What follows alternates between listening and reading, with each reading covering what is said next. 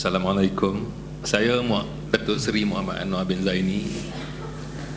Saya associate diri saya hari ini mewakili Dewan Negara Perak lah. Dewan Negara Perak ni is the council or advisor kepada Sultan. Saya nak tekankan, nak sambut apa yang disebut tentang konten tadi. Walaupun usul pertama tu nampaknya begitu simple, tapi ada beberapa perkara yang harus kita address pada saya. Pertama, setakat mana penghormatan dan penerimaan rakyat jelata ini kepada institusi ini, kerana institusi ini pun sudah dicalakan dengan beberapa political move dalam tempoh 25 tahun yang lalu, dan kita satu masa pernah menghina, mencerca dan menjauhkan institusi ini daripada standing atas pertembungan-pertembungan yang berlaku. Umpamanya lah, bagaimana institusi ini mau dijauhkan daripada rakyat. Kalau dahulu kita lihat apabila Yang di-Pertuan Agong yang baru dilantik, salah satu program yang dibuat adalah untuk Yang di-Pertuan Agong itu berkunjung ke negeri-negeri untuk diberi taklimat, supaya Yang di-Pertuan Agong itu mengetahui kemajuan dan perkembangan di tiap-tiap negeri yang dia berangkat melawat, dan impaknya sangat besar kepada negeri-negeri yang tidak ada bersultan. Oleh kerana mau dijauhkan istana itu daripada rakyat, program itu antaranya telah dibatalkan. Saya terlibat aktif dalam masa proses ini berlaku. Bagaimana bisik-bisik dan ketetapan politik untuk menjauhkan institusi agung itu daripada rakyat. Umpamanya kita lihat hari ini, hari sambutan polis di Raja Malaysia. Kalau dulu yang mengambil salute, royal salute itu adalah Yang di-Pertuan Agong, sekarang ini tidak lagi. Di zaman saya aktif belia, perhimpunan Hari Belia Negara di Stadium Merdeka itu, Agong berangkat untuk menunjukkan institusi. Hari ini tidak lagi. Jadi perkara ini harus kita semak semula. Saya melihat dalam keadaan yang sedang berkrisis pada hari ini, institusi ini telah muncul melihatkan dia bukan simbolik.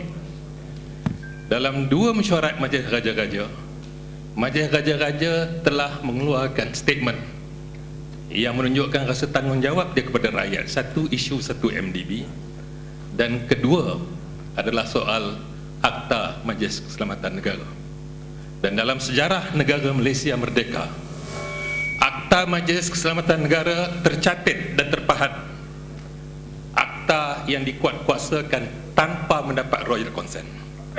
Walaupun undang-undang membenarkan 60 hari Agong tidak sign, dia menjadi akta, tapi Raja telah menunjukkan supaya anak cucu jangan kencing bubur mereka, mereka tidak turun tanda tangan kepada Akta Majlis Keselamatan Negara. Raja-raja bertindak aktif, dan dalam meeting-meeting Majlis Raja-Raja yang akhir-akhir ini tidak lagi mau bergantung hanya kepada pandangan perundangan Peguam Negara. Mantan-mantan Peguam Negara, bekas hakim dipanggil untuk memberi dan menasihatkan Raja. Ini pada saya satu perkembangan, satu dinamik yang sangat baik.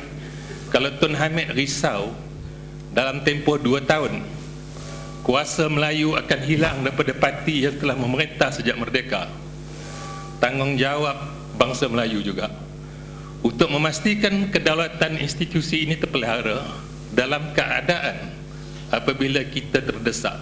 Kita masih ada lagi satu pelampung untuk kita tidak tenggelam. Dan pada masa yang sama, individu yang duduk bertakhta dalam institusi ini juga harus kita sembahkan nasihat supaya menjaga tata susila mereka. Apa yang berlaku di Terengganu umpamanya adalah petanda-petanda yang tidak sehat menurut saya.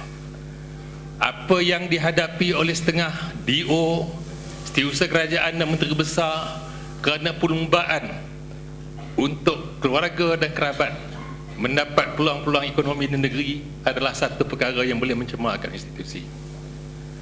Apa yang berlaku perdagangan menjual anugerah untuk mendapat gelaran-gelaran di tempat tertentu hingga beratus dianugerahkan adalah juga perkara yang Raja juga harus kita sembah nasihatkan supaya menjaga institusi.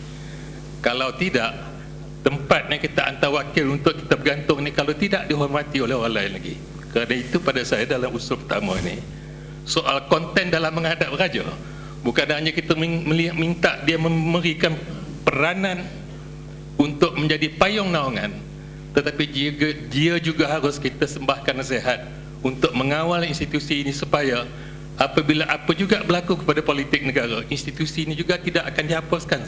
Because the last monarch that was removed was in Nepal, sebab apabila rakyat bangun dan bangkit kerana institusi itu tidak lagi nampak neutralitinya, dengan institusi itu sekali dihapuskan. So itulah pandangan saya, Tan Sri Pengerusi.